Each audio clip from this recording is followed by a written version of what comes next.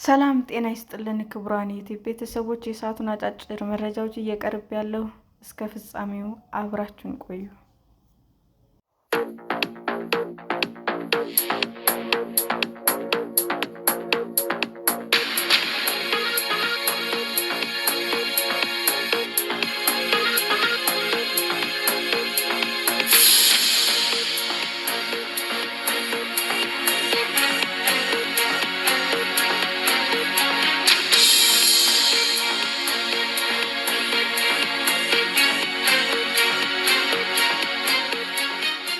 ዜጎችን ለውጭ አገር ስራ ስምሪት የሚልኩ ኤጀንሲዎች ደረጃ ሊወጣላቸው ነው።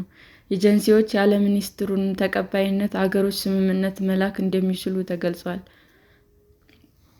ዜጎችን ለውጭ አገር ስራ የሚልኩ ኤጀንሲዎች የዜጎችን ሙያ የሚወስን ደረጃ ሊወጣላቸው መሆኑንም ተገለጸ። የሚኒስትሮች ምክር ቤት ሐሙስ ግንቦት 21 ቀን 2017 ዓ.ም ያጸደቀው የኢትዮጵያ የውጭ አገር የስራ ስምሪት ረቂቅ አዋጅ በአዋጅ 1246/2013 የተካተቱ አንቀጾችን ያሻሻለና አዳዲስ አንቀጾችን ያካተተ ነው። ረቂቅ አዋጁ ለውጭ አገር የስራ ስምሪት ዜጎች የሚልኩ ኤጀንሲዎች ከ1 እስከ 5 ደረጃዎች በማውጣት ፍቃድ እንዲሰጣቸው የሚያደርግ ሲሆን የሚልኳቸውን ዜጎች ሙያ የሚወስን መሆኑም ተመልክቷል። በዚህም መሰረት ደረጃ 1 ፍቃድ የሚወስድ ኤጀንሲ በሁሉም አይነት የሙያ ዘርፎች ዜጎችን መላክ የሚችል ሲሆን፣ ደረጃ 5 ፍቃድ ያወጣ ኤጀንሲ ግን ለቤት ውስጥ ስራ የቤት ሰራተኞች የሚሄዱ ዜጎችን ብቻ እንደሚልክ ይደነግጋል።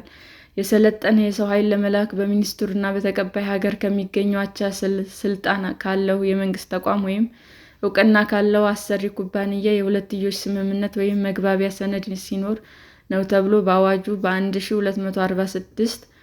በ1226/2013 የተደነገገው አንቀጽ በረቂቅ አዋጁ እንዲቀርብ የተደረገ ሲሆን ምንም አይነት ስምምነት ሆነ መግባቢያ ሰነድ ሳይኖር ለሰለጠነ የሰው ኃይል ስራ አፈላልጎ ማግኘት ይችላል። ኤጀንሲ የስራ ዕድል ወዳለበት ሀገር መላክ የሚያስችል ፍቃድ ያገኛል። የሰለጠነ የሰው ኃይል ወደ ውጭ ሀገር ሲላክ ኮሚሽን ስለማይከፈልበት ከባንኮች ጋር ትስስር በመፍጠር የባንክ ዋስትና እንዲሰጣቸው፣ የወጣባቸውን ወጪ ከባንኩ ጋር በሚኖራቸው ስምምነት እንዲመልሱ የሚደረግበት አሰራር እንዲኖር ረቂቅ አዋጁ ይደነግጋል።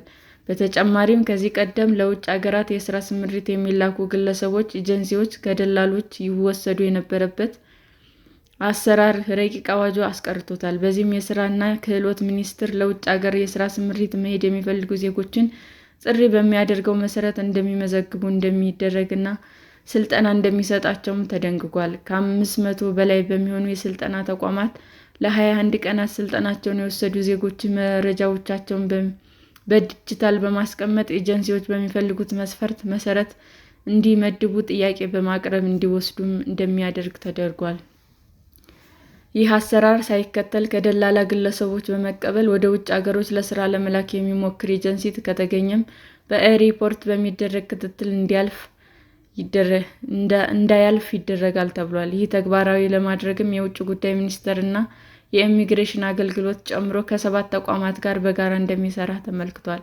ሌላኛው በረቂቅ አዋጁ የተካተተው ኤጀንሲዎች የሚያገኙትና ወደ ሀገር ውስጥ የሚያስገቡት የውጭ ምንዛሬ የሚመለከተው አንቀጽ ነው። ይህም ሚኒስቴሩ በሚሰራው ጥናት መሰረት አንድ ኤጀንሲ ለስራ ስምሪት ወደ ውጭ ሀገሮች ሲልክ ኢትዮጵያ ልታገኝ የሚገባውን የውጭ ምንዛሬ ምን ያህል መሆኑን እንዳለበትም በጥናቱ መሰረት ኤጀንሲው እንደሚደራደር ተደንግጓል። የሚኒስትሮች ምክር ቤት በ2008 ዓ.ም የወጣውን የውጭ ሀገር የስራ ስምሪት አዋጅ ለሁለተኛ ጊዜ ያሻሻለው ሲሆን ረቂቅ አዋጁ በሚኒስትሮች ምክር ቤት ከመጽደቁ በፊት ኤጀንሲዎች ውይይት እንዳላደረጉበት እና ወደ ሕዝብ ተወካዮች ምክር ቤት ከመላኩ በፊት እንዲላክላቸው አስተያየታቸውን ታሳቢ እንዲያደርግም ቢጠይቁም መመልከት እንዳልቻሉ ቅሬታቸውን ለሪፖርተር ገልጸው እንደነበረም አይዘነጋም። ምክር ቤቱ ረቂቅ አዋጁን ሲያጸድቅ በውጭ አገር ለሥራ የሚሰማሩ ኢትዮጵያውያን ዜጎች መብታቸውን፣ ደህንነታቸውንና ክብራቸውን በዘላቂነት መጠበቁን ለማረጋገጥ እንዲሁም ሀገሪቱ ከዘርፉ ማግኘት ያለባትን ጥቅም ለማስጠበቅ እንደሚያስችል መሆኑን አስታውቋል።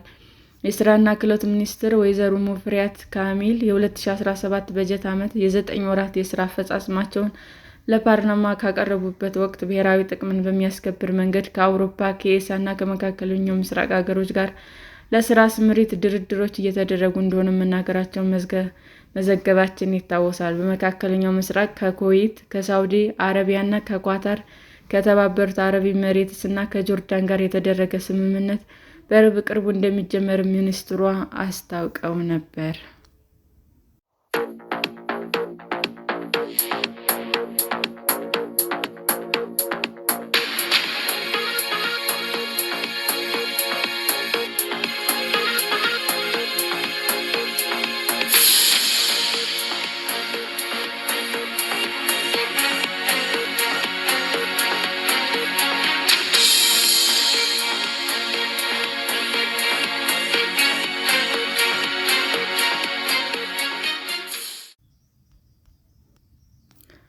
እየተገነባ ያለው ሰራዊት ለትናንሽ ኃይሎች የተደራጀ አይደለም። የመከላከያ ሚኒስትር አይሻ መሐመድ ሀገር ብሎ ለመጥራት የሚያስቸግሩ ሀገራት በዚህ ልክ ስለ ኢትዮጵያ ለመናገር መሞከራቸው የተለመደ ባህሪ እንደሆነ እናውቃለን ሲሉ የመከላከያ ሚኒስትር አይሻ መሐመድ ተናገሩ። የሀገሪቱ መከላከያ ሰራዊት በስም ያልጠቀስኳቸው አካላትን ምክር እየሰሙ ብድግ ብድግ ለሚሉ ትናንሽ ኃይሎች የተደራጀ እንዳልሆነ ሚኒስትሯ ተናግረዋል። የመከላከያ ሚኒስትር አይሻ ይህንን የተናገሩት የኤርትራው ፕሬዝዳንት ኢሳያስ አፈወርቂ በሀገሪቱ የነጻነት በዓል ላይ በብዙዎች ዘንድ መነጋገሪያ የሆነውን ኢትዮጵያን የተመለከተ ንግግር ካሰሙ ከሳምንት በኋላ ነው። ፕሬዝዳንት ኢሳያስ ባለፈው ሳምንት ቅዳሜ ግንቦት 16 2017 ዓ.ም በተከበረው 34ኛው የኤርትራ ነጻነት በዓል ላይ ባደረጉት ንግግር በኢትዮጵያ መንግስት ላይ ጠንካራ ትችት ሰንዝረው ነበር። ፕሬዝዳንቱ የውጭ ኃይሎች በብልጽግና ወኪሎቻቸው አማካኝነት የኢትዮጵያ ሕዝብ ላይ ላለፉት 5 ዓመታት ያወጁት ጦርነት ምን ያህል ተስፋ እንደቆረጡ የሚያሳይ ነው በማለት ተናግረዋል። የኢትዮጵያ መንግስት የጦር መሳሪያ ግዥና ወታደራዊ ዝግጅት ላይ ነው ሲሉ የከሰሱት ኢሳያስ እነዚህ የታቀዱ ጦርነቶችን ለማስጀመር የጦር መሳሪያዎችን እና ቴክኖሎጂዎችን ለማግኘት የሚደረገው የግዥ ጥድፊያ፣ ተጓዳኝ ፉከራዎችና ወታደራዊ ዝግጅት ሁሉም ያወቀውና የመዘገበው ነው ሲሉ ተደምጠዋል። ሊያቀርቡ የፈለጓቸው ምክንያቶች ብዙ ናቸው።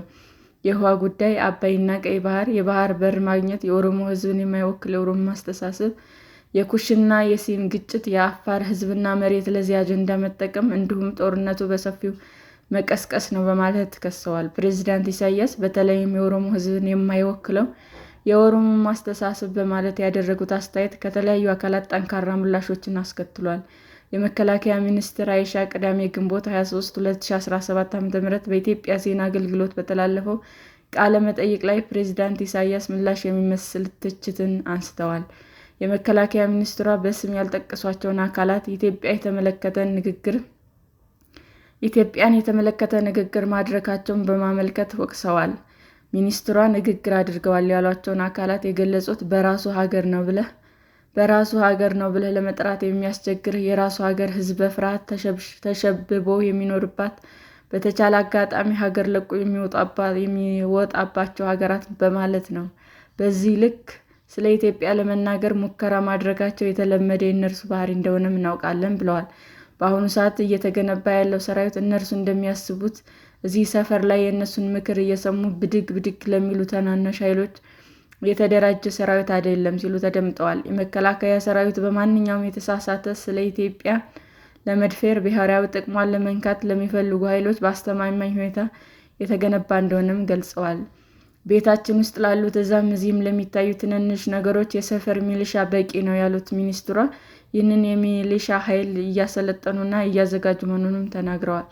ባለፉት ዓመታት በመከላከያ ሰራዊት ላይ ተደርገዋል ያሏቸውን የሪፎርም ስራዎች ያነሱት አይሻ ያለው ነባራዊ ሁኔታ ከዓለም አቀፍ ሲናሪዮ ራሱ የሚፈልጋቸውን ዝግጁነቶች ስላሉ ከዚህ ቀደም ያልነበሩ አደረጃጀቶች መፍጠራቸውንም ገልጸዋል። ከእነዚህ አደረጃጀቶች መካከልም ባህር ኃይል፣ ልዩ ዘመቻ፣ የሳይበር ሴኩሪቲ እንደሚገኙበት ጠቅሰዋል። የመከላከያ ሚኒስትሯ ኦሮሚያ እና አማራ ክልሎች ያሉትን ግጭቶች በተመለከተም በቃለ መጠይቋ ተናግረዋል። ክልሎች ከዚህ ቀደም የነበሩበት ሁኔታ ሁሉም ሰው የሚረዳው እንደነበር የገለጹት ሚኒስትሯ አካባቢዎች በተነጻጻሪ ሰላምና መረጋጋት የሚታይባቸው፣ ሕዝብ ተረጋግቶ ወደ ልማት ስራ የገባባቸው ሁኔታዎች ናቸው ያሉት ብለዋል።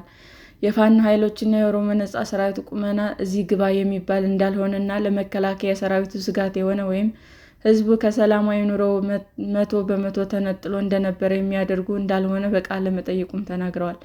ከእነዚህ አካባቢዎች ያለው ሁኔታ ሰላማዊ ሆኖ እንዲቀጥል ለማድረግ የክልሎች ሚሊሻና የጸጥታ ኃይል የማሰልጠን ስራ እየተከናወነ መሆኑን አንስተዋል። ከክልሎቹ አቅም በላይ ሲሆን ደግሞ የማገዝ ስራ እየሰራ አካባቢዎችን ወደ ማረጋጋትና ራሱ ሰራዊት ወደ ነበረበት የሀገር ህልውና ጠባቂ ቁመና የመመለስ ስራ ጎን ለጎን እየተሰራ ነው ብለዋል።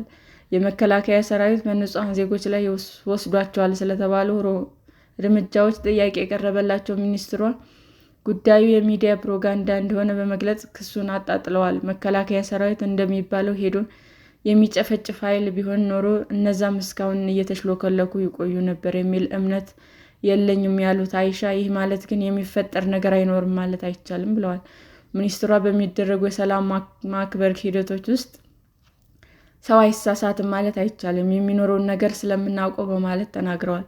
በተቃራኒ ወገን ያለው ኃይልም በህዝብ ውስጥ ተሰግስጎ ህዝብን መስሎ ከህዝብ ነጥለህ እርምጃ ለመውሰድ የሚያስቸግር አይነት ስልት የሚከተል ስለሆነ የሚደርሱ አንዳንድ ስህተቶች ሊኖሩ ይችላሉ ሲሉም ተደምጠዋል። ሚኒስትሩ አይሻ ይህንን ቢሉም የኢትዮጵያዊ ሰብአዊ መብቶች ኮሚሽን ኢሰመኮ እና ዓለም አቀፉ የሰብአዊ መብት ተሟጋች በጦርነት አውዶች ውስጥ የመንግስት የጸጥታ ኃይሎች ንጹሐን ላይ ፈጽመዋል ያሏቸውን ግድያዎች ተመለከተ በተደጋጋሚ ሪፖርቶችን ማውጣታቸው አይዘነጋም።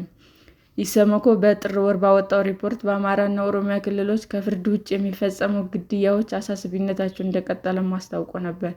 ሪፖርቱ በአማራ ክልል በንጹሐን ላይ ግድያ እንደተፈጸመባቸው ከጠቀሳቸው አካባቢዎች መካከል ምስራቅ ጎጃም ዞን ቢቡኝና ደባይ ጥላት ግን ወረዳዎች እንዲሁም ደቡብ ጎንደር ዞን ሊቦ ከምከም ወረዳ ይገኙበታል።